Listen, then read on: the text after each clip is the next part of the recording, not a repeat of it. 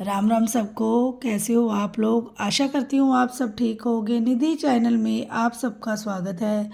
और माघ मास चल रहा है और माघ मास में स्नान करने का अति उत्तम महत्व है। और जो भी मेरी माताएं बहनें भाई माघ मास में स्नान कर रही हैं तो उन्हें माघ मास के अध्याय का पाठ अवश्य करना चाहिए। और आज हम माघ मासतम के 12वें अध्याय का पाठ करेंगे और आशा करती हूँ आपको मेरा अध्याय पसंद आएगा। और वीडियो को लाइक, चैनल को सब्सक्राइब करना बिल्कुल ना भूलें, क्योंकि आपके लाइक सब्सक्राइब से बहुत ज़्यादा मोटिवेशन मिलती है। तो चलो हम 12वें अध्याय का पाठ शुरू करते हैं। यमदूत कहने लगा कि जो कोई प्रसंग वश भी एकादशी के व्रत को करता है वह दुखों को प्राप्त नहीं होता। मास की दोनों एकादशी भगवान पद्मनाभ के दिन हैं। जब एक तक मनुष्य इन दिनों में व्रत नहीं करता उसके शरीर में पाप बने रहते हैं।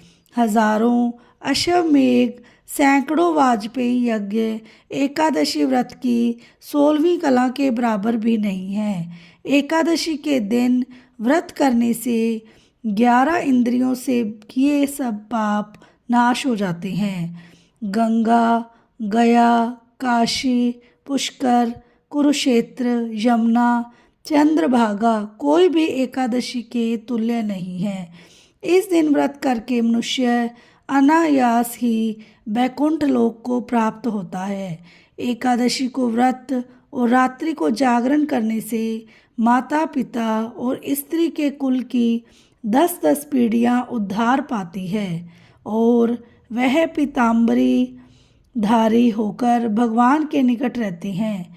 बाल, युवा और वृद्ध सब तथा पापी भी व्रत करने से नरक नहीं जाते।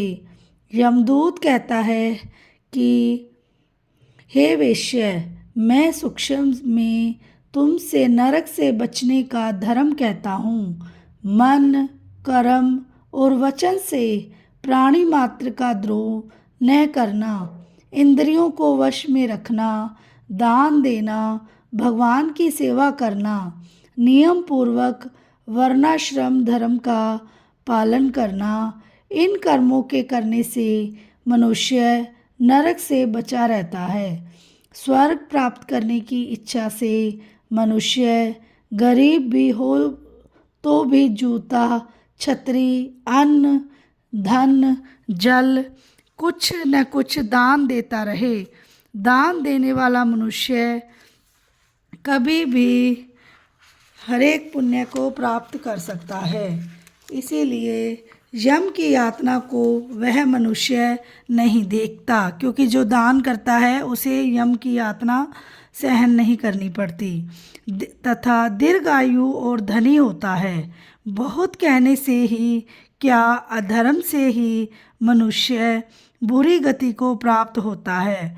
मनुष्य सदैव धर्म के कार्यों से ही स्वर्ग प्राप्त कर सकता है।